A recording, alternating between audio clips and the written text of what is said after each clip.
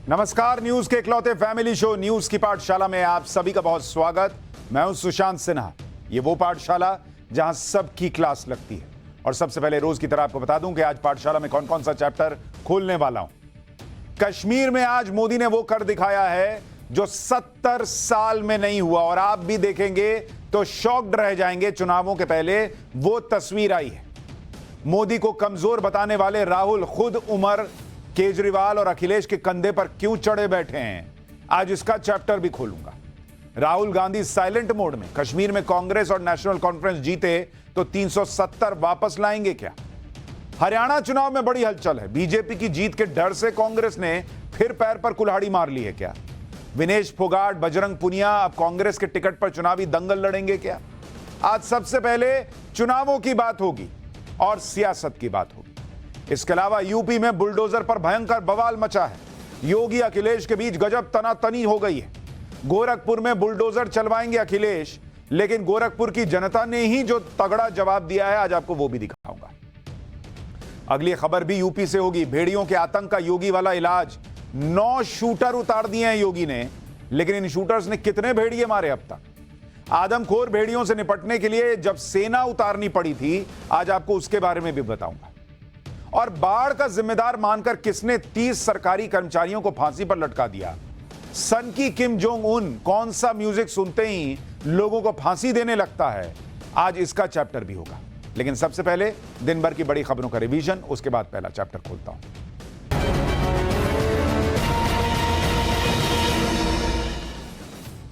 बिहार के छपरा में एक कार्यक्रम के दौरान छज्जा गिरने से 100 से ज्यादा लोग घायल हो गए।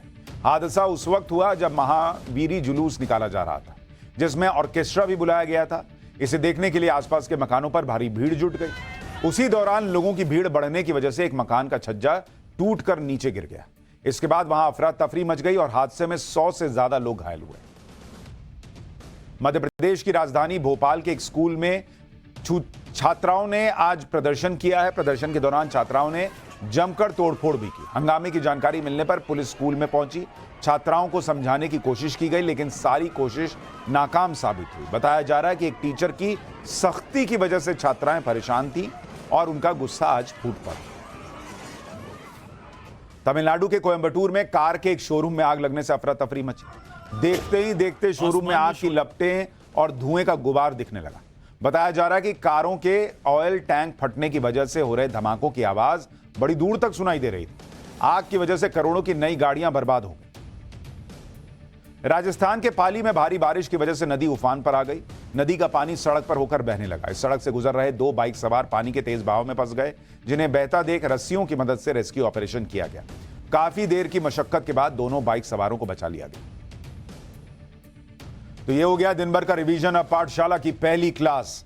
कश्मीर में आज मोदी ने वो कर दिखाया जो 70 साल में नहीं हुआ। आप खुद देखकर शॉक्ड रह जाएंगे। चुनाव की सबसे बड़ी खबर। मोदी को कमजोर बताने वाले राहुल खुद उमर, केजरीवाल और अखिलेश के कंधे पर क्यों चढ़े बैठे हैं? राहुल गांधी साइलेंट मोड में क्यों हैं? कश्मीर में कांग्रेस और नेशनल कॉन्फ्रेंस जीते तो 370 वापस आएगा। हरियाणा चुनाव में बड़ी हलचल है। बीजेपी की जीत के डर से कांग्रेस ने फिर कुल्हाड़ी अपने पैर पर मार ली है क्या? सबसे पहले इसका चैप्टर।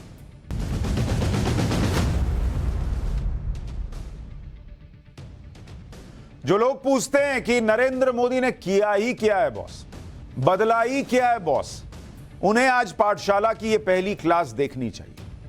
वैसे तो बताने को बहुत कुछ है, लेकिन आज कश्मीर में चुनाव से ठीक पहले वो हुआ है जो 70 सालों में नहीं हुआ, जो कोई सपने में सोच भी नहीं सकता था। लेकिन नरेंद्र मोदी ने 370 हटाकर वो कर दिखाया जो आप देखेंगे, सुनेंगे तो बॉस शॉक्ड रह जाएंगे।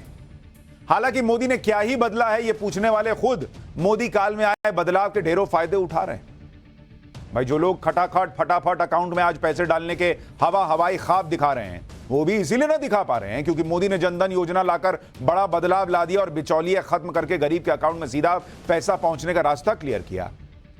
वरना जो खटाखट की रट लगाए बैठे हैं, उनके ही पिताजी यानी राजीव गांधी कहते थे कि 1 रुपया बेचता हूं 85 पैसा सफा चट हो जाता है।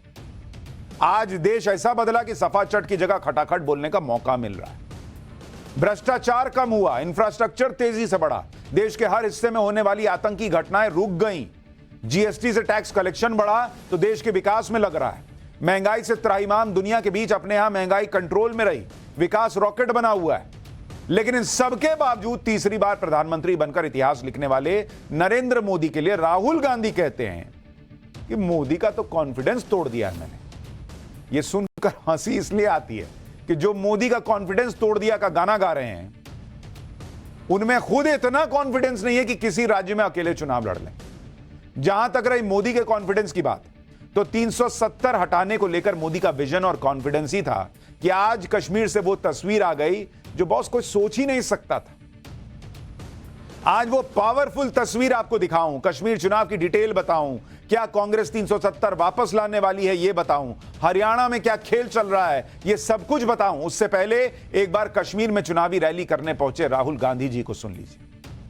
अभी 3 महीने पहले जब लोकसभा चुनाव हुआ था तो कांग्रेस को एक सीट नहीं आई थी। वहां पर कांग्रेस का सुपड़ा साफ था, लेकिन जिस पार्टी की 0 सीट आई हो, उस पार्टी का नेता जम्मू कश्मीर में खड़े होकर कह रहा है कि नरेंद्र मोदी का तो कॉन्फिडेंस तोड़ दिया। अब ये सुन के कहने को बचा ही क्या। राहुल गांधी को सुन लीजिए, फिर आज की सबसे पावरफुल तस्वीर और खबर दिखाता हूं। हमने नरेंद्र मोदी को साइकोलॉजिकली उड़ा दिया है। मैं आपको बता रहा हूं, मैं पार्लियामेंट में बैठता हूं, उनके सामने पार्लियामेंट में बैठता हूं, पूरी कॉन्फिडेंस गायब हो गई उनकी। इंडिया गठबंधन खड़ा हो गया, एक साथ मिलकर हम लड़े, पूरी की पूरी कॉन्फिडेंस हिंदुस्तान के प्रधानमंत्री की गायब हो गई है। तो आजकल सरकार ऑपोजिशन चला रही है, सच्चाई है। जो भी हम चाहते हैं हम करवा देंगे। कमाल के स्क्रिप्ट लिखी जाती है। अगर सरकार विपक्ष की सुन रही है तो सरकार विपक्ष चला रहा है, अगर सरकार विपक्ष की नहीं सुन रही है तो मोदी तानाशाह है। मतलब चिट भी इनकी, पट भी इनकी, सिक्का बनाने वाली फैक्ट्री भी इन्हीं की। फिर राहुल गांधी जिस कॉन्फिडेंस की बात कर रहे हैं वो सिर्फ उनकी जुबान में दिख रहा है, क्योंकि जमीन पर कांग्रेस कितने पानी में है इसका अंदाजा उन्हें होगा। कांग्रेस को लगता है कि जम्मू कश्मीर में उसका नेशनल कॉन्फ्रेंस से गठबंधन हो गया तो नेशनल कॉन्फ्रेंस के सहारे जम्मू कश्मीर में उनकी नैया पार हो जाएगी। लेकिन बॉस, नेशनल कॉन्फ्रेंस का खुद का हाल यह है कि उनके सबसे बड़े नेता को ही जीत का कॉन्फिडेंस नहीं है। आज का सबसे पावरफुल और महत्वपूर्ण वीडियो अब आपको दिखाता हूं। यह वीडियो देखिए। यह वीडियो कश्मीर में गांदरबल में एक रैली का है, जहां नेशनल कॉन्फ्रेंस के नेता उमर अब्दुल्ला ने टोपी उतार दी और कहा कि उनकी इज्जत बचाना अब गांदरबल के लोगों के हाथ में है। उमर अब्दुल्ला ने कहा कि वो हाथ जोड़ते हैं, उन्हें एक और मौका दे दीजिए। एक बार यह वीडियो जरा देखिए, फिर इस वीडियो की अहमियत समझाता हूं। ऐसा मत कीजिए जनाब, जनाब ऐसा मत कीजिए, जनाब नहीं करना।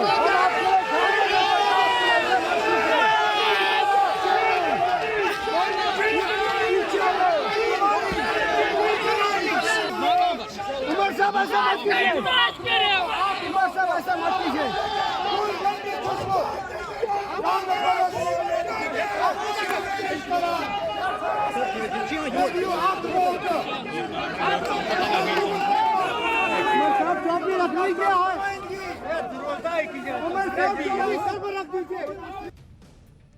बॉस, देखने में यह सामान्य सी तस्वीर लग सकती है, लेकिन यह वो तस्वीर है जो 70 साल में कश्मीर ने नहीं देखी और आज मोदी की वजह से हकीकत बन पाई है। जिन लोगों ने सालों साल से कश्मीर को अपनी जागीर समझकर वहां राज किया, वो आज वोट के लिए भीख मांग रहे हैं। यह करके दिखाया है नरेंद्र मोदी ने।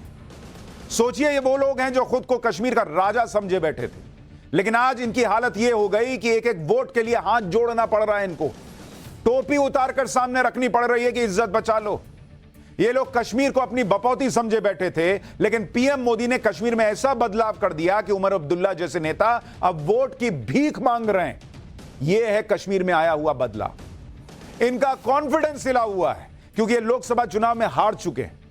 ऐसा कहा जा रहा है कि उमर अब्दुल्ला विधानसभा में 2 सीट से चुनाव लड़ेंगे, इतना कॉन्फिडेंस हिल गया है। एक गांदरबल सीट है और दूसरी सीट बडगाम की है। आज उन्होंने गांदरबल सीट से पर्चा भर भी दिया है। कल कह रहे हैं बडगाम की बारी। गांदरबल सीट नेशनल कॉन्फ्रेंस का गढ़ रही है। साल 2009 से 2014 के बीच जब वो मुख्यमंत्री थे तो इसी सीट से चुनाव लड़कर जीते थे। लेकिन अब कहा जा रहा है कि उमर अब्दुल्ला के लिए गांदरबल सीट भी आसान नहीं है, क्योंकि वहां भी प्रतिबंधित संगठन जमाते इस्लामी के जेल में बंद नेता सर्जन अहमद वागे उर्फ सर्जन बरकती के चुनाव लड़ने की खबर है। इससे पहले भी उमर अब्दुल्ला बारामूला लोकसभा सीट पर जेल में बंद इंजीनियर राशिद से हार चुके हैं। इस बार जिन परिवारों के बच्चे विदेश में पढ़े, आम कश्मीरी का बच्चा पत्थर चलाता रहा, इनको ढेले भर का फर्क नहीं पड़ा, वही लोग आज वोट की भीख मांग रहे हैं। यह नरेंद्र मोदी ने करवा दिया जिसे। यह सिर्फ हो पाया 370 हटने और कश्मीर में नरेंद्र मोदी ने जो बदलाव किया उसकी वजह से। आज कश्मीर के सियासी राजाओं को वोट के लिए भीख मांगने पर मजबूर कर दिया नरेंद्र मोदी की पॉलिटिक्स ने।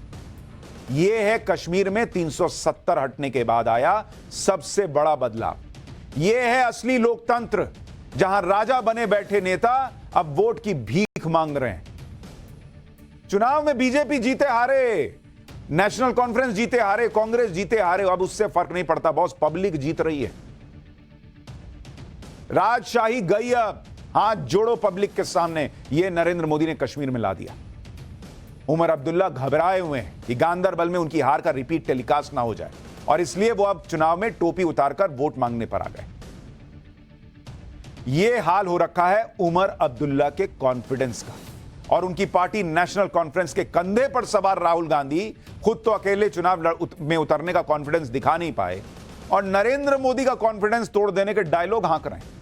और राहुल गांधी का और उनकी पार्टी का कॉन्फिडेंस कितना लो है वो आप इसी बात से समझ लीजिए कि वो इतना कॉन्फिडेंस नहीं जुटा पा रहे कि वो हरियाणा में बीजेपी को अकेले चैलेंज कर पाए। अकेले नहीं चैलेंज कर पा रहे, और कॉन्फिडेंस कह रहे हैं मोदी का हिला हुआ है। जम्मू कश्मीर में अकेले पीएम मोदी से भिड़ जाएं, ये कॉन्फिडेंस राहुल गांधी नहीं जुटा पा रहे हैं। नेशनल कॉन्फ्रेंस से गठबंधन करना पड़ रहा है, लेकिन कॉन्फिडेंस मोदी का हिला हुआ है। यूपी के उपचुनाव में सीएम योगी को अकेले चैलेंज दे पाने का कॉन्फिडेंस नहीं है। अखिलेश यादव से मान मनौवल करना पड़ रहा है कि कुछ सीट तो दे दो यार, लेकिन कॉन्फिडेंस मोदी का हिला हुआ है। राहुल गांधी जिस तरह की बातें कर रहे हैं उससे तो यही लग रहा है कि वो अकेले ही सब पर भारी पड़ने वाले हैं, ऐसा माहौल बना रहे हैं। रैलियों में राहुल गांधी डंका पीट रहे हैं कि मोदी सरकार को विपक्ष चला रही है और जल्दी ही कांग्रेस पार्टी बीजेपी को सत्ता से हटा देगी। अगर ऐसा है तो फिर राहुल गांधी को अकेले ही पीएम मोदी से सीधी टक्कर लेनी चाहिए, जिससे दूध का दूध पानी का पानी हो जाए। जनता भी देख ले किसका जोश आई है, किसका फ्यूज उड़ा हुआ है। लोकसभा चुनाव तक में इनको 2 सीट से लड़ना पड़ा था, लेकिन राहुल गांधी का दम बयानों में दिख रहा है, जमीन पर नहीं दिख रहा। उन्हें पीएम मोदी से टक्कर लेने के लिए जम्मू कश्मीर में उमर अब्दुल्ला की जरूरत पड़ गई। यूपी के उपचुनाव में अखिलेश यादव की साथ की जरूरत है। हरियाणा में वो केजरीवाल का साथ खोज रहे हैं, जबकि हरियाणा कांग्रेस के नेता कह रहे हैं कि भाई केजरीवाल की जरूरत नहीं है, हम अकेले संभाल लेंगे। लेकिन राहुल गांधी का कॉन्फिडेंस इतना हिला हुआ है कि नहीं, कह रहे हैं कि नहीं यार एक काम करो ना, केजरीवाल से बात कर लो। राहुल गांधी अकेले लड़ने का कॉन्फिडेंस नहीं दिखा पा रहे। स्टेट यूनिट कह रही है कि नहीं जरूरत है भाई इस आदमी की, इस पार्टी की, लेकिन राहुल गांधी केजरीवाल की पार्टी से गठबंधन पर जोर दे रहे हैं। यानी यूपी, जम्मू कश्मीर, हरियाणा, कहीं की बात कर लीजिए, राहुल गांधी बिना किसी के कंधे पर सवार होकर उनकी पार्टी आगे ही नहीं बढ़ पा रही। और बातें ऐसी जैसे फिल्म चल रही हो एक बंदा काफी है। राहुल गांधी ये जोश जम्मू कश्मीर में दिखा रहे हैं, जहां कांग्रेस और नेशनल कॉन्फ्रेंस एक साथ चुनाव लड़ रहे हैं। जम्मू कश्मीर में कांग्रेस और इंडी गठबंधन के कॉन्फिडेंस का टेस्ट करें तो आपको पता चल जाएगा कि किसका कॉन्फिडेंस लड़खड़ाया होगा। जम्मू कश्मीर में हाल ही में लोकसभा चुनाव हुए हैं, उसमें जम्मू रीजन में बीजेपी ने अपना दबदबा कायम रखा और कश्मीर घाटी में जो पुरानी पार्टियां हैं उनकी बड़ी हार हुई, क्योंकि जम्मू कश्मीर में 5 लोकसभा सीटों पर जो नतीजे आए उसमें बीजेपी ने जम्मू की दोनों सीटें जीती, उधमपुर सीट जीती। लोकसभा चुनाव में 24.36% वोट शेयर के साथ बीजेपी राज्य में सबसे बड़ी पार्टी बनी। जम्मू सीट पर कांग्रेस के उम्मीदवार 1,35,000 वोटों के बड़े अंतर से हार गए। उधमपुर सीट पर भी कांग्रेस उम्मीदवार की बड़ी हार हुई, वोटों का अंतर 1,24,000 रहा। वहीं कश्मीर में पीडीपी का खाता तक नहीं खुला। नेशनल कॉन्फ्रेंस कश्मीर में 3 में से 2 सीट जीत पाई। बारामूला सीट पर उमर अब्दुल्ला 2 लाख वोट के बड़े अंतर से हार गए। यह इनके कॉन्फिडेंस का हाल है। हाल ही में हुए चुनाव के नतीजे तो यही बता रहे हैं कि कांग्रेस और नेशनल कॉन्फ्रेंस का कॉन्फिडेंस नीचे है भैया। इसलिए दोनों पार्टियों को खूब जोर लगाना पड़ रहा है, सेटिंग गेटिंग आपस में करनी पड़ रही है। और आज जम्मू कश्मीर में इंडी गठबंधन की पहली साझा रैली भी हो गई। राहुल गांधी ने रामबन और अनंतनाग में रैली की। उन्होंने जम्मू कश्मीर को पूर्ण राज्य का दर्जा देने का मुद्दा उठाया और चुनाव का एजेंडा सेट किया। लेकिन 370 पर क्या, उसके बारे में बताऊंगा, पहले राहुल गांधी को सुनिए। पहली बार हिंदुस्तान की हिस्ट्री में एक स्टेट से अधिकार छीना गया है और उस स्टेट को यूनियन टेरिटरी बनाया गया है। बीजेपी कुछ भी कह ले, आरएसएस कुछ भी कह ले, हम जम्मू कश्मीर के लोगों को उनका स्टेटहुड वापस देने जा रहे हैं।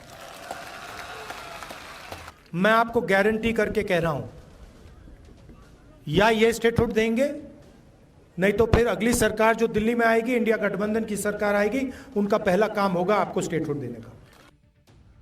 एक तो बॉस पब्लिक को राहुल गांधी जैसे बोलते हैं कि गारंटी दे रहा हूं, डर लगने लगा है। वो खटाखट वाली गारंटी से लोगों के हाथ ऑलरेडी जले हुए हैं और दूध का जला छाछ भी फूक फूक के पीता है। तो अब पब्लिक जो है राहुल गांधी के मुंह से गारंटी सुनती है तो उनका हार्ट बीट बढ़ जाता है कि भैया अब क्या। जम्मू कश्मीर में चुनाव का ऐलान होने के बाद यह राहुल गांधी की पहली रैली थी। इस रैली से यह तय हो गया कि कांग्रेस कश्मीर के चुनाव में किन मुद्दों को लेकर उतरेगी।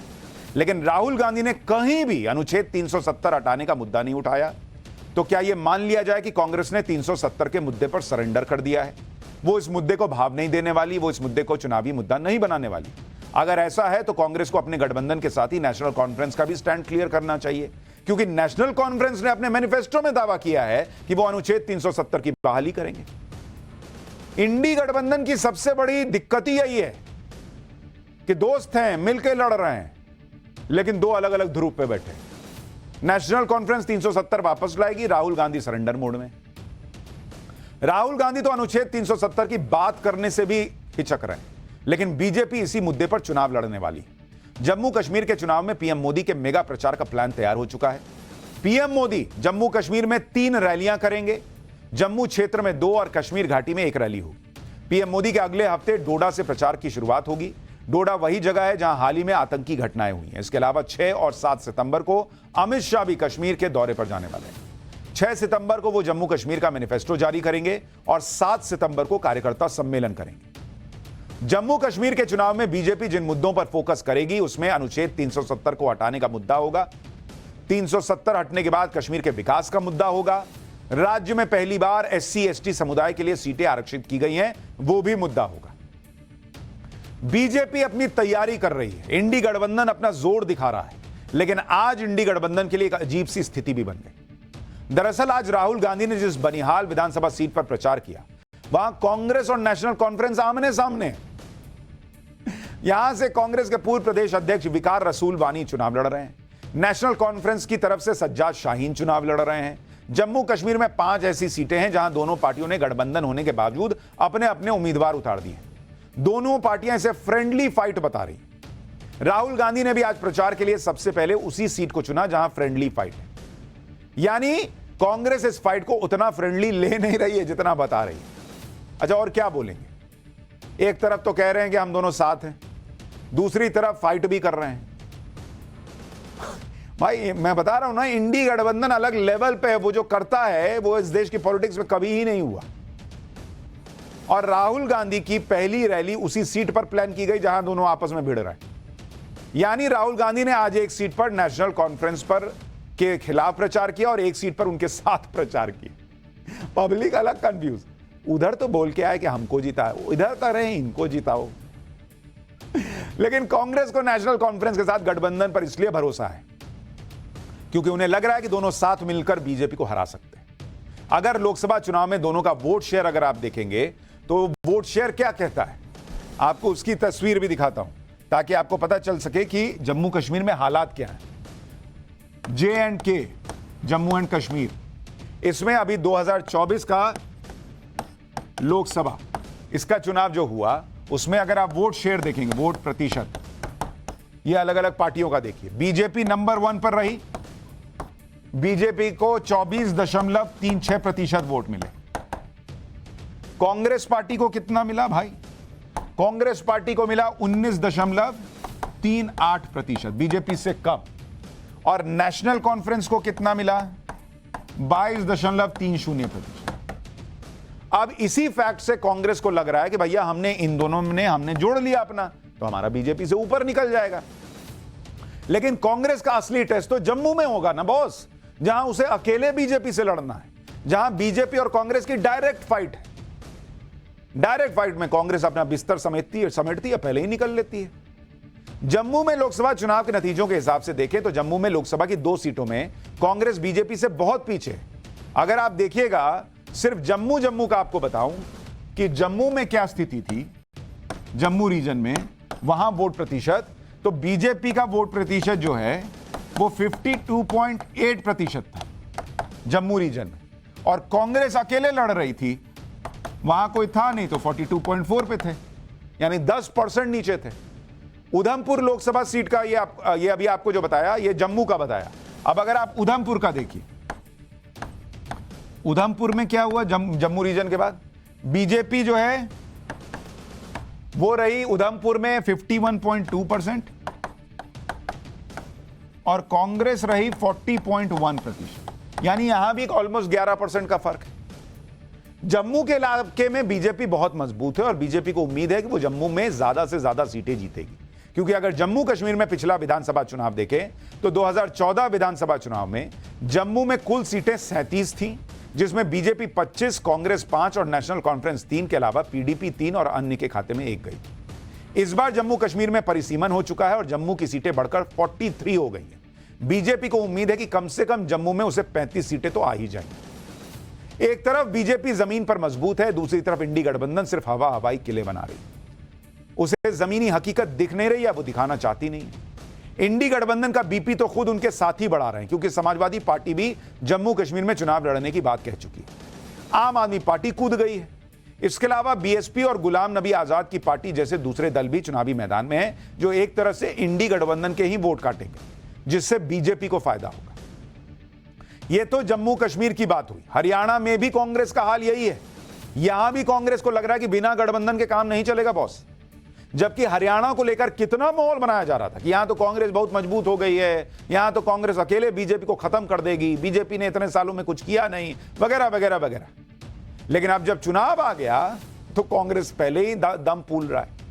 कांग्रेस को लग रहा है कि किसी तरह से केजरीवाल को भी अपने साथ बना लें क्या, अखिलेश को भी साथ ले लें क्या, क्योंकि केजरीवाल हो या अखिलेश, दोनों हरियाणा में चुनाव लड़ने जा रहे हैं। केजरीवाल की पार्टी तो लोकसभा चुनाव में हार के बाद से ही हरियाणा में प्रचार में जुट गई थी और खूब प्रचार कर रही है। अब खबर यह आ रही है कि कांग्रेस केजरीवाल के साथ गठबंधन करना चाहती है और दोनों के बीच गठबंधन को लेकर चर्चा चल भी रही है। सूत्रों के मुताबिक कांग्रेस आम आदमी पार्टी को 7 सीटें देने को तैयार है, लेकिन आम आदमी पार्टी 10 सीट मांग रही है। दोनों पार्टी के नेताओं के बीच गठबंधन पर 2 राउंड की बैठक भी हो चुकी है। आज भी दिल्ली में आम आदमी पार्टी के सांसद राघव चड्ढा ने हरियाणा कांग्रेस के जो इंचार्ज हैं दीपक बाबरिया, उनसे मुलाकात की है। तस्वीर देखिए। गठबंधन होगा या नहीं, इस पर दोनों पार्टी के सीनियर नेता खुलकर कुछ नहीं बोल रहे हैं। भाई अभी डील ही नहीं हुई तो क्या बोलेंगे, लेकिन गठबंधन को लेकर पॉजिटिव जरूर दिख रहे हैं। दिल्ली के पूर्व डिप्टी सीएम मनीष सिसोदिया, जो हाल ही में जेल से बाहर आए हैं, सुनिए वो क्या बता रहे हैं गठबंधन को लेकर, लेकिन उसके बाद आपको बताता हूं कि इस गठबंधन में पेंच क्या है। देखिए, भारतीय जनता पार्टी को हराना हमारी प्राथमिकता में है और 10 साल से हरियाणा की जनता आज ही जा चुकी है। गठबंधन होगा या नहीं होगा, होगा तो कितनी सीटों पे होगा, इस सब पे अब केजरीवाल जी 1-2 दिन में बाहर आने वाले हैं, वो निर्णय करें। गठबंधन को लेके कॉन्फिडेंस है या नहीं है, केजरीवाल 2 दिन में बाहर आने वाले हैं, इसको लेके कॉन्फिडेंस है। आम आदमी पार्टी से कांग्रेस का गठबंधन होगा या नहीं, आम आदमी पार्टी कितनी सीटों पर मान जाएगी, ये तो आगे क्लियर होगा। लेकिन एक बात तो जो क्लियर है वो ये कि जिस आम आदमी पार्टी का हरियाणा में कोई बड़ा वजूद नहीं है, उस पार्टी से भी कांग्रेस गठबंधन करने के लिए तड़प रही है। यह राहुल गांधी के कॉन्फिडेंस का हाल है। जबकि यही कांग्रेस है जिसके नेता फुल कॉन्फिडेंस दिखा रहे थे कि वो हरियाणा में अकेले बीजेपी को जो है पटकनी दे देंगे। उधर केजरीवाल को भी लग रहा था कि लोकसभा चुनाव में कांग्रेस से गठबंधन करने से कोई फायदा हुआ नहीं, इसलिए अलग लड़ा जाए। लेकिन अब जैसे जैसे हरियाणा में चुनाव नजदीक आ रहा है, दोनों पलटी मार रहे हैं। दोनों कह रहे हैं कि आओ ना यार, हाथ पकड़ के चलते हैं, लग रहा अकेले नहीं हो पाएगा। तो बॉस फिर किस बात का कॉन्फिडेंस हिला हुआ है बीजेपी का और नरेंद्र मोदी का। यह सब तब हुआ है जब हरियाणा में आम आदमी पार्टी जमकर चुनाव प्रचार में जुटी थी और केजरीवाल को हरियाणा का लाल बता रही थी। लेकिन अचानक यह खबर आई कि कांग्रेस और आम आदमी पार्टी के बीच गठबंधन को लेकर बातचीत चल रही है। सूत्रों के मुताबिक हरियाणा सीईसी की बैठक में राहुल गांधी ने आम आदमी पार्टी से गठबंधन पर फीडबैक मांगा। हरियाणा कांग्रेस के नेताओं ने फीडबैक के तौर पर इस गठबंधन का विरोध किया। कांग्रेस सांसद कुमारी शैलजा पहले ही कह चुकी हैं कि पार्टी मजबूत है, अकेले चुनाव जीत जाएंगे भाई। पूर्व सीएम भूपेंद्र सिंह हुड्डा का भी यही स्टैंड था। लेकिन गठबंधन की खबरों पर बीजेपी अब कांग्रेस को घेर रही है, आरोप लगा रही है कि कांग्रेस में अकेले लड़ने की हिम्मत ही नहीं है। बीजेपी नेता अनिल विज ने क्या कहा सुनिए। कल तक तो हरियाणा कांग्रेस के सारे नेता भूपेंद्र सिंह हुड्डा समेत बड़ी बड़ी हाँक रहे थे कि हमारे पास इतनी कैंडिडेटों की एप्लीकेशनें आई हैं, इतने लोग हमारे पास लड़ने के लिए हैं। अब अपने बंदे पूरे नहीं हो रहे, इसलिए बाहर से ले रहे हैं। और हमेशा कमजोर आदमी ही सहारा लेता है। हरियाणा में कांग्रेस बहुत कमजोर है, अकेले अपने दम पे चुनाव लड़ने की इनकी हिम्मत नहीं है। यह बात किसी को आसानी से समझ नहीं आएगी कि राहुल गांधी आम आदमी पार्टी से गठबंधन पर जोर क्यों दे रहे हैं। इसके लिए आपको गुजरात और गोवा के चुनाव के समीकरण देखने होंगे, जिससे पिक्चर क्लियर होती है। साल 2017 के गुजरात विधानसभा चुनाव में कांग्रेस और बीजेपी के बीच सीधी लड़ाई थी। बीजेपी को 99 सीटें मिली थी, कांग्रेस को 77। आम आदमी पार्टी एक भी सीट नहीं जीत पाई थी। साल 2022 में गुजरात में फिर विधानसभा चुनाव हुए। इस चुनाव में आम आदमी पार्टी पूरे दमखम के साथ लड़ी। चुनाव में बीजेपी 156 सीटें जीती, कांग्रेस 17 पर सिमट गई। आम आदमी पार्टी को 12.9% वोट मिले और 5 सीट आई। आम आदमी पार्टी के पूरी ताकत से लड़ने का नुकसान कांग्रेस को हुआ। 5 साल में कांग्रेस का वोट शेयर 14% कम हो गया, सीटें 60 घट गई। गुजरात में करीब 30 सीटें ऐसी रहीं जहां कांग्रेस को आम आदमी पार्टी की वजह से हार का सामना करना पड़ा। बीजेपी की 57 सीटें बढ़ गईं और वोट शेयर 3.4% बढ़ गया। इसी तरह गोवा का हाल देखिए, वहां साल 2017 में विधानसभा चुनाव हुए। बीजेपी को 13 सीटें मिली, कांग्रेस को 17 आई थी और आम आदमी पार्टी को एक भी नहीं आई। लेकिन 2022 के विधानसभा चुनाव में आम आदमी पार्टी और टीएमसी पूरे दमखम के साथ उतरे। उसका नुकसान कांग्रेस को उठाना पड़ा। बीजेपी की सीटें 13 से बढ़कर 20 हो गई, कांग्रेस की 17 से घटकर 11। आम आदमी पार्टी को 2 सीट पर जीत हासिल हुई। 5 साल के अंदर गोवा में कांग्रेस की 6 सीटें कम हो गई और करीब 5% वोट शेयर कम हो गया और बीजेपी की 7 सीटें बढ़ गई, वोट शेयर करीब 0.81% बढ़ गया। इसका मतलब यह साफ है कि जब आम आदमी पार्टी या अन्य पार्टियां अकेले चुनाव लड़ती हैं तो कांग्रेस को बड़ा नुकसान होता है और फायदा बीजेपी को होता है। लेकिन कांग्रेस दूर का सोच ही नहीं रही। वो ये समझ ही नहीं पा रही कि आम आदमी पार्टी जहां जहां बड़ी हो रही है वो वहां वहां कांग्रेस का वोट खा के बड़ी हो रही है, बीजेपी का नहीं खा रही है। फिर भी कांग्रेस उनके साथ जो है सेटिंग गेटिंग में लगी हुई। भाई दिल्ली में क्या है, दिल्ली में आम आदमी पार्टी कैसे बढ़ी? बीजेपी का वोट शेयर तो वही 34-35% पे इंटैक्ट है विधानसभा में, लेकिन कांग्रेस जो है वो एकदम से डिक्लाइन हो गई और सारा वोट शेयर लेके चली गई आम आदमी पार्टी। तो पंजाब में आम आदमी पार्टी ने किसको खाया? कांग्रेस को। दिल्ली में किसको खाया? कांग्रेस को। लेकिन कांग्रेस और राहुल गांधी का कॉन्फिडेंस इतना हिला हुआ है कि उसी आम आदमी पार्टी के पास जाके कहते हैं कि थोड़ा फ्रेंड जोन में चलें। हरियाणा में कांग्रेस को 2 और नए साथी मिल सकते हैं। सूत्रों से खबर है कि पहलवान विनेश फोगाट और बजरंग पुनिया कांग्रेस की टिकट पर चुनाव लड़ सकते हैं। आज सुबह दिल्ली में विनेश फोगाट और बजरंग पुनिया राहुल गांधी से मिले। दोनों खिलाड़ी कांग्रेस महासचिव केसी वेणुगोपाल से भी मिले। विनेश फोगाट जुलाना या चरखी दादरी सीट से लड़ सकती हैं। बजरंग पुनिया को कांग्रेस बादली सीट से उम्मीदवार बना सकती है। कांग्रेस की सब कमेटी ने दोनों के चुनाव लड़ने पर फैसला करेगी। कांग्रेस नेताओं का कहना है कि विनेश फोगाट और बजरंग पुनिया चुनाव लड़ेंगे या नहीं, इस पर कल चीजें क्लियर हो जाएंगी। सूत्रों के हवाले से खबर है कि राहुल गांधी सिर्फ बजरंग पुनिया के चुनाव लड़ने के पक्ष में है, लेकिन विनेश फोगाट ने भी चुनाव लड़ने की इच्छा जताई। चलिए अब यहीं दंगल लड़ लें, यहीं मेडल आ जाए। पाठशाला में अब अगली क्लास। यूपी में बुलडोजर पर भयंकर बवाल। योगी अखिलेश के बीच उपचुनाव के पहले गजब लेवल की तनातनी हो गई है। गोरखपुर में बुलडोजर चलवाएंगे अखिलेश। गोरखपुर की जनता ने ही उन्हें कैसे तगड़ा जवाब दिया है, अब इसका चक्कर।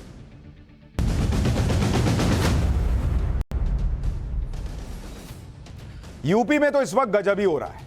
एक तरफ भेड़िए का आतंक है, दूसरी तरफ बुलडोजर बम बम कर रहा है। और आप ये देखिए कि भेड़िए और बुलडोजर को लेकर भिड़ गए हैं यूपी के 2 सबसे बड़े नेता, मुख्यमंत्री योगी आदित्यनाथ और अखिलेश यादव। और ऐसी तनातनी चल रही है दोनों के बीच कि मामला पर्सनल हो गया है भाई।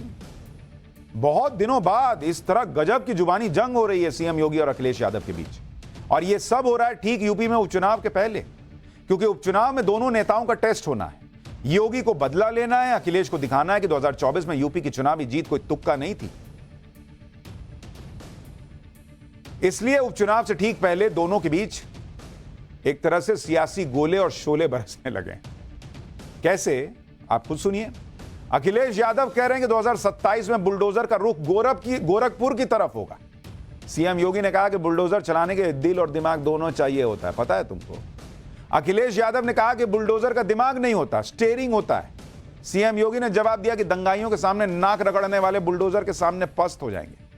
अखिलेश यादव ने दावा किया कि 2027 में उत्तर प्रदेश से बीजेपी का सफाया होगा। सीएम योगी ने जवाब दिया कि मुंगेरी लाल के हसीन सपने देख रहे हैं, सपने देखना इनकी आदत है।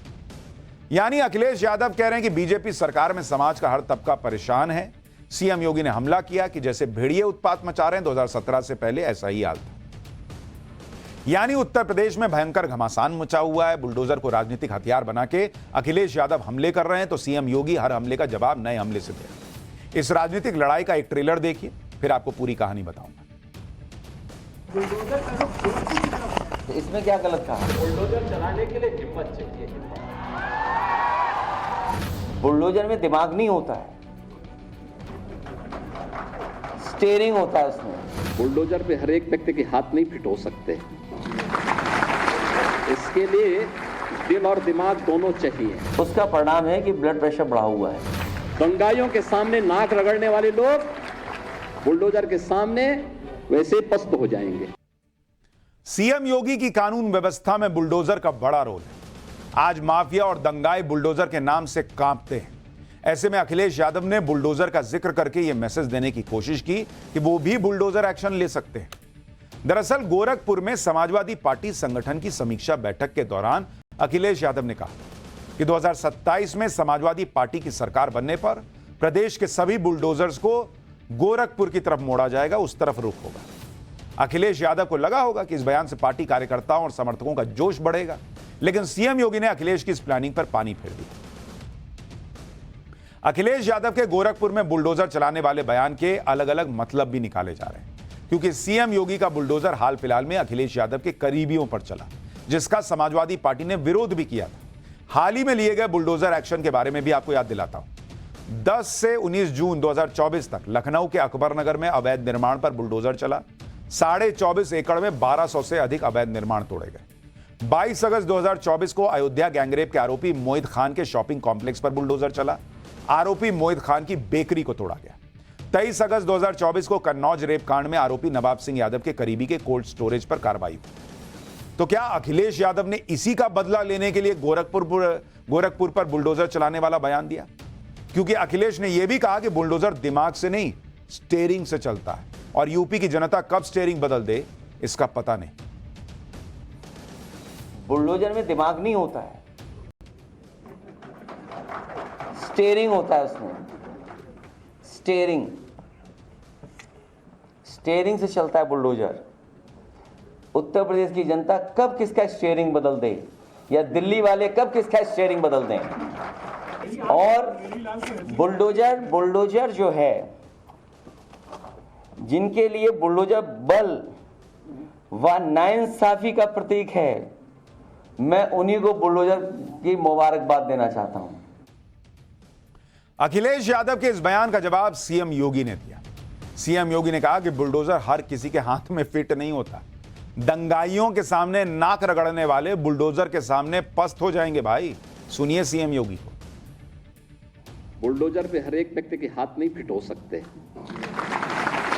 इसके लिए दिल और दिमाग दोनों चाहिए। दिल और दिमाग दोनों चाहिए। बुलडोजर जैसी क्षमता और दृढ़ प्रतिज्ञा जिसमें हो, वही बुलडोजर चला सकता है। दंगाइयों के सामने नाक रगड़ने वाले लोग बुलडोजर के सामने वैसे ही पस्त हो जाएंगे। बुलडोजर पर इस बयानबाजी का दूसरा पहलू यह भी है कि अखिलेश ने बीजेपी के हाथ में हथियार दे दिया। बीजेपी ने अखिलेश के बयान को हिंदुत्व पर हमले से जोड़ दिया। भाई बीजेपी कह रही है कि अखिलेश यादव हिंदुओं को धमका रहे हैं। गोरखपुर गुरु गोरक्षनाथ की पावन धरती है और हिंदुओं की आस्था का केंद्र है।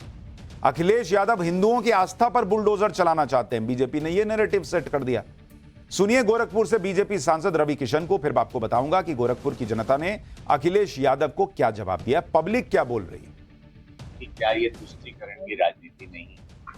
क्या आप जानते हैं कि गुरु गोरक्षनाथ की ये पावन धरती है, यहाँ हम सभी हिंदुओं की एक आस्था है, तो क्या उस आस्था पर आप बुलडोजर चलाना चाहते हैं?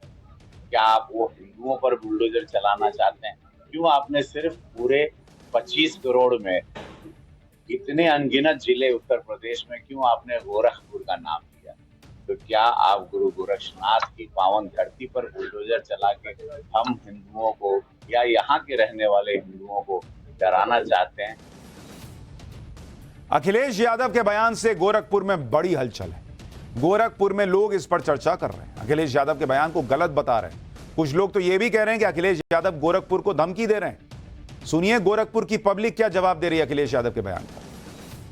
धमकी देने लायक बचे देखिए, उनको राजनीति उनके पास कुछ बचा नहीं है। और जो उनका जो सपना है बुलडोजर की कार्रवाई का, तो ऐसा कुछ होना 2027 में क्या उनकी कभी सरकार नहीं आने वाली है। अच्छा, समाजवादी पार्टी हो गई है, समाजवादी पार्टी कैसे जिस तरीके से उन्होंने कहा है, ये बिल्कुल एक दर्शाता है कि किसी नेता का नहीं, ये किसी गुंडे और माफियाओं वाली भाषा है। जो ऐसा लगता है कि उनके कोई व्यक्तिगत संबंध थे अखिलेश जी के, इतना मैंने निराश है इस बातों से। ये क्यों मोड़ देंगे वो गोरखपुर की तरफ? वो तो बदले की कार्रवाई हो जाएगी ना अगर गोरखपुर की तरफ मोड़ते हैं तो। बाबा जी ने क्या सारा बुलडोजर का मुंह सैफई की तरफ मोड़ रखा है क्या? यानी गोरखपुर से लेकर लखनऊ तक बुलडोजर की बड़ी चर्चा है। गोरखपुर पर बुलडोजर चलवाने का दांव उल्टा पड़ता देख अखिलेश यादव ने सीएम योगी पर नया हमला किया। अखिलेश ने सोशल मीडिया पर लिखा कि अगर आप और आपका बुलडोजर इतना ही सफल हैं तो अलग पार्टी बनाकर बुलडोजर चुनाव चिन्ह लेकर चुनाव लड़ जाइए, आपका भ्रम भी टूट जाएगा और घमंड भी। वैसे भी आपके जो हालात हैं उसमें आप बीजेपी में होते हुए भी नहीं के बराबर ही हैं। अलग पार्टी तो आपको आज नहीं तो कल बनानी ही पड़ेगी। अब यही अखिलेश यादव कल तक कह रहे थे कि योगी आदित्यनाथ जो है वो दिल्ली की नहीं सुन रहे, अब कह रहे हैं कि योगी आदित्यनाथ इतने कमजोर और अकेले पड़ गए हैं कि वो उनको अलग पार्टी बनानी पड़ेगी। अखिलेश यादव और समाजवादी पार्टी लोकसभा चुनाव के बाद से ही इस तरह की बातें कर रहे हैं। कभी कहते हैं केशव प्रसाद मौर्य नाराज हैं, कभी कहते हैं सीएम योगी को बीजेपी हटा देगी, जबकि पीएम मोदी और सीएम योगी पर अपना भरोसा वो पीएम मोदी पहले ही जता चुके हैं और उसी भरोसे के दम पर सीएम योगी समाजवादी पार्टी और कांग्रेस को उनका इतिहास याद दिला रहे हैं। सुनिए कैसे दंगों और माफिया के मुद्दे पर सीएम योगी ने जोरदार अटैक किया। आपने 7.5 वर्ष में कहीं दंगे का नाम सुना है क्या? कहीं दंगा हुआ है क्या? और कोई दंगा कर पाएगा क्या? दंगा करने की कीमत क्या होगी है? ये उल्टे पोस्टर जब टंगेंगे ना शहर शहर में, और फिर उनसे वसूली होगी 7 पीढ़ियों तक की, ये सारी संपत्ति वसूली होगी। अच्छे अच्छे दंगाई दंगा करना भूल गए हैं। अच्छे खासे जो पहले माफिया सत्ता को संचालित करते थे, इस समाजवादी पार्टी की सरकार को, कांग्रेस की सरकार को जो माफिया संचालित करते थे, उन माफियाओं की पैंट गीली होती हुई भी आप लोगों ने देखी होगी, कैसे गिड़गिड़ाते थे। लेकिन सीएम योगी और अखिलेश यादव की सीधी फाइट यूपी में होने वाले उपचुनाव को दिलचस्प बना दी। सीएम योगी लगातार उपचुनाव वाली सीटों पर प्रचार कर रहे हैं, समाजवादी पार्टी पर निशाना साध रहे हैं।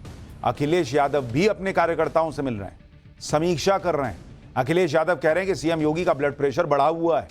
इसके जवाब में सीएम योगी ने कहा कि टीपू फिर से सुल्तान बनने का सपना देख रहे हैं, जो कभी माफिया के सामने नाक रगड़ा करते थे। सुनिए। बीजेपी का जो अंदर का मामला चल रहा है उसका परिणाम है कि ब्लड प्रेशर बढ़ा हुआ है। दिल्ली का डर सता रहा है और इन्हें इतना ही सब कुछ ठीक लग रहा है तो दिल्ली क्यों नहीं चले जाते, तो पूरे देश को ठीक कर रहे हैं। ये वही लोग हैं जो टीपू आज सुल्तान बनने का ख्वाब फिर से देख रहे हैं। बहन और भाइयों, यही टीपू थे जो माफिया के सामने नाक रगड़ करके आपके सामने पहचान का संकट खड़ा करते थे। सीएम योगी ने अपने बयानों से उत्तर प्रदेश में गर्मी बढ़ा दी है। सीएम योगी सिर्फ बुलडोजर के मुद्दे पर हमलावर नहीं है, सीएम योगी तो अखिलेश यादव को करप्शन के मुद्दे पर भी घेर रहे हैं। मुख्यमंत्री योगी आदित्यनाथ मंगलवार को मैनपुरी गए थे, जो अखिलेश यादव का गढ़ माना जाता है। मैनपुरी से सीएम योगी ने अखिलेश यादव पर ऐसी बात कह दी जिससे लोग हैरान हो गए। सीएम योगी ने वहां पर कह दिया कि इन लोगों को मैनपुरी और इटावा की चिंता नहीं है। इन लोगों ने तो अपने लिए अलग अलग देशों में द्वीप खरीद लिए होंगे। सीएम योगी का यह बयान बड़ा महत्वपूर्ण है। सीएम योगी उपचुनाव से पहले समाजवादी पार्टी पर माफिया, अपराध और करप्शन के मुद्दे पर लगातार हमले कर रहे हैं। सुनिए एक बार। जब ज्यादा वसूली होती थी तो चाचा को धकेल दिया जाता था, भतीजा अकेले ही बैग लेके भाग जाता था। इनको मैनपुरी की चिंता नहीं थी, इनको इटावा की चिंता नहीं थी, इनको स्वयं की चिंता थी। इनको प्रदेश की चिंता नहीं थी, क्योंकि इनको स्वयं की चिंता थी। और इसीलिए जब उनको लगा कि अब उत्तर प्रदेश सुरक्षित नहीं रहा, तो इन लोगों ने तो अपने लिए दुनिया के अलग अलग देशों। सीएम योगी आज प्रयागराज के दौरे पर भी थे और वहां से प्रदेश की कानून व्यवस्था और महिला सुरक्षा को लेकर बड़ा बयान दिया। सीएम योगी ने कहा कि अगर किसी ने राह चलती बेटी पर हाथ डाला तो उसके हाथ अलग होंगे और पैर अलग होगा। सुनिए एक बार। हम सुरक्षा सबको देंगे, सम्मान सबको देंगे, विकास सबका करेंगे, लेकिन अगर किसी ने किसी बेटी वहां चलती हुई बेटी पर हाथ डालने का दुस्साहस किया तो उसके हाथ अलग होंगे, पैर अलग होंगे, जरूर करवा देंगे।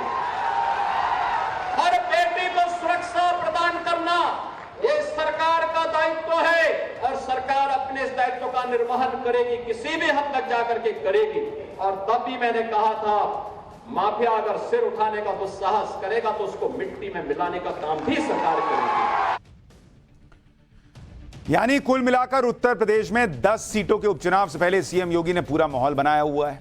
अखिलेश यादव को बैकफुट पर डाल दिया है। कांग्रेस तो इस लड़ाई में कहीं है ही नहीं। सबसे बड़ी बात तो यह है कि खुद अखिलेश यादव कांग्रेस को सीरियसली नहीं ले रहे। जब अखिलेश यादव से पूछा गया कि कांग्रेस 50-50 फॉर्मूले के तहत 5 सीट मांग रही है, तो अखिलेश ने कहा कि 50-50 तो बिस्कुट आता है। सुनिए अखिलेश को और समझिए कि यूपी में कांग्रेस का कद क्या रह गया है। देखिए 50-50 में चुनाव लड़ेंगे, 5 सीटें जो मांग रही है। भाई आप आग मत लगाओ। नहीं, अजय राय जी का बयान है। आज अजय राय जी ने बयान दिया है कि हम 5 सीटों के लिए मांग कर रहे हैं। 50-50 तो बिस्किट आता है। 50-50 बिस्किट आता है। कांग्रेस और समाजवादी पार्टी में सीटों को लेकर अभी तक कोई बात नहीं बन पाई है। कांग्रेस हरियाणा में दबाव बना रही है तो अखिलेश यादव यूपी में दम दिखा रहे हैं। हरियाणा में जो होगा उसी के हिसाब से यूपी में सीटें तय होंगी। लेकिन कांग्रेस की हालत क्या हो गई आप देखिए कि इस तरह से सुनना पड़ रहा है। पाठशाला में अब अगली क्लास। भेड़ियों के आतंक का योगी वाला इलाज। 9 शूटर उतारे, अब तक कितने मारे। आदमखोर भेड़ियों से निपटने के लिए जब सेना उतारनी पड़ी, आज उसका विचार करें।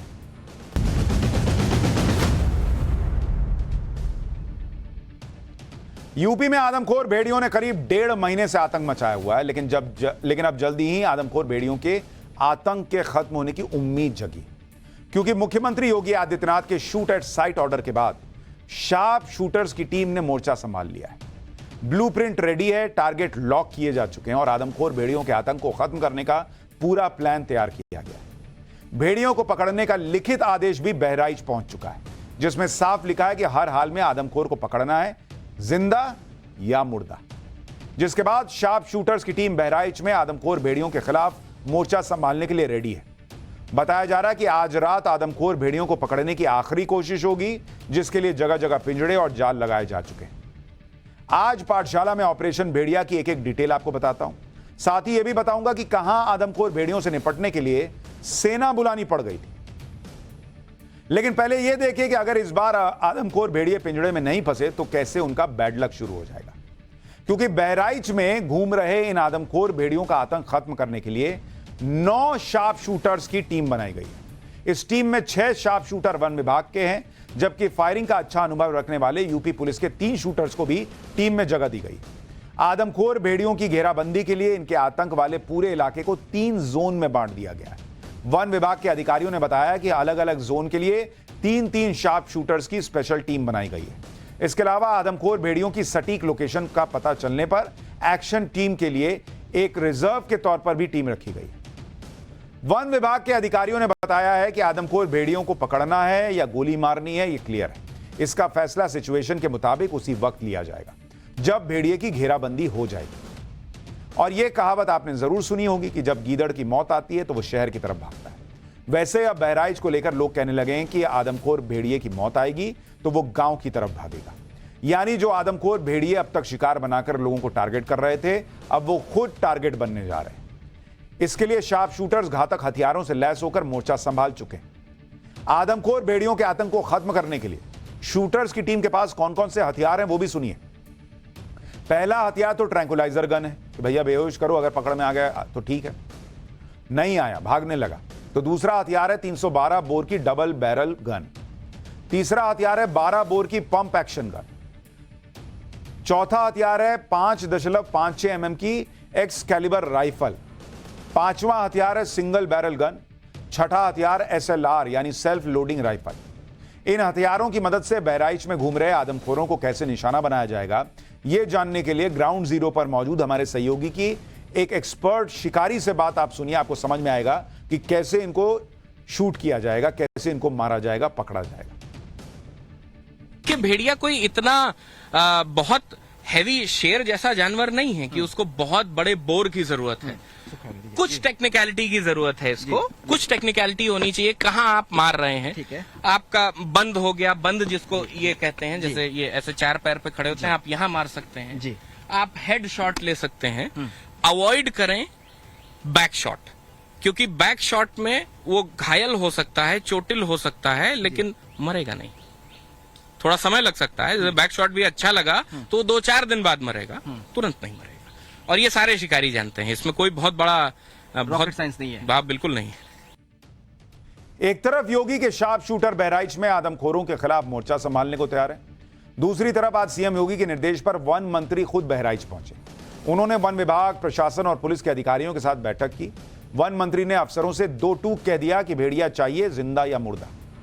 एक बार सुनिए वन मंत्री को, फिर बहराइच में 100 से ज्यादा भेड़ियों के दावे की सच्चाई दिखाता हूं। देखिए, हमने बहराइच के लिए तो दे दिया है ऑर्डर कि हर हालत में भेड़िया पकड़ा जाना चाहिए, जिंदा या मुर्दा हर हालत में पकड़ा जाना चाहिए। और कोई हराना नहीं, किसी पर अटैक बर्दाश्त नहीं है, चाहे उसे मारना पड़े। एक है कहीं 2 चाहिए ना, तो एक है। हर हालत में हमें पकड़ना है, जिंदा या मुर्दा, कोई हराना नहीं। बहुत अटैक हो गए।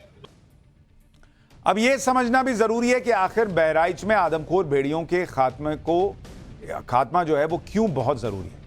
दरअसल अब ये भेड़िए और ज्यादा खूंखार हो चुके हैं। पिछले कुछ दिनों में इनके हमले बढ़ गए। भेड़ियों की दहशत ऐसी है कि इलाके की 80,000 से ज्यादा की आबादी अपने घरों में कैद है। आदमखोर भेड़िए ड्रोन कैमरों और सर्च ऑपरेशन में टीम को चकमा देकर शिकार कर रहे हैं। बच्चों को उठाकर जंगल की तरफ ले जा रहे हैं। खौफ के साथ साथ भेड़ियों को लेकर अफवाहें भी फैलने लगी हैं। इलाके में सिर्फ 2 नहीं बल्कि 100 से ज्यादा भेड़िए होने के दावे किए जा रहे हैं। वन मंत्री कह रहे हैं 2, पब्लिक कह रही है 100 भेड़िए हैं। हालांकि आज वन विभाग ने 100 से ज्यादा भेड़ियों की थ्योरी को सिरे से खारिज कर दिया। वन विभाग के अधिकारियों ने गांव वालों के कंफ्यूजन को इस तरह के दावों की वजह बताया। आप भी वन निगम के MD को सुनिए, फिर गांव वालों के कंफ्यूजन की वजह भी बताता हूं। जहाँ तक उल्फ का प्रश्न है, ये भेड़ियों का प्रश्न है, पूरे देश में उनकी तादाद जो 2 से 3 हज़ार के बीच में आके जाती है जी। तो मैक्सिमम आप कह लें तो 2-2.5 हज़ार। और उत्तर प्रदेश के अंदर जो है कहीं भी इतनी संख्या नहीं है। 100 की संख्या पूरे उत्तर प्रदेश में हो तो बड़ी बात है। तो अक्सर क्या होता है कि लोग कंफ्यूज करते हैं उनको, उल्फ को जैकाल या सियार जिसको बोलते हैं जी, उनसे कंफ्यूज कर जाते हैं। क्योंकि यहाँ पे भी खा के वो भी हिस्पुस टाइप के दिखते हैं। तो उससे और दूसरे जो है कुछ जो शिकारी कुत्ते होते हैं जो स्ट्रे डॉग्स हैं जी, उनसे भी कंफ्यूज करते हैं। बहराइच के लोग भेड़ियों की संख्या को लेकर इसलिए भी कंफ्यूज हैं क्योंकि भेड़िए को दूर से देखने पर यह कुत्ते या सियार जैसा ही नजर आता है, लेकिन इनकी पहचान कुछ खास बातों से की जा सकती है। जैसे भेड़िए की लंबाई पूंछ समेत 6 फीट तक हो सकती है, जबकि सियार और कुत्ते की पूंछ समेत लंबाई आमतौर पर 3 या 4 फीट के से ज्यादा नहीं होती।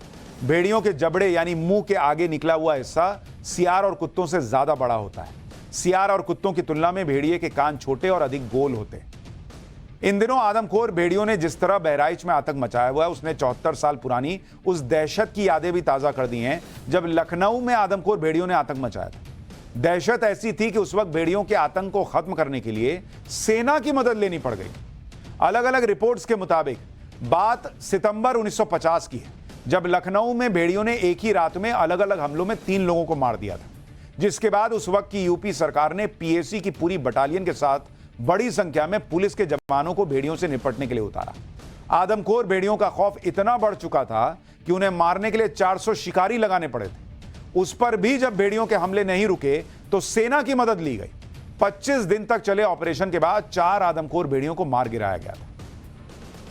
यानी ऐसा पहले भी हो चुका है, सेना तक की मदद लेनी पड़ी है, लेकिन इस बार माना जा रहा है, उम्मीद जताई जा रही है कि शार्प शूटर काम कर देंगे और भेड़ियों का आतंक खत्म हो।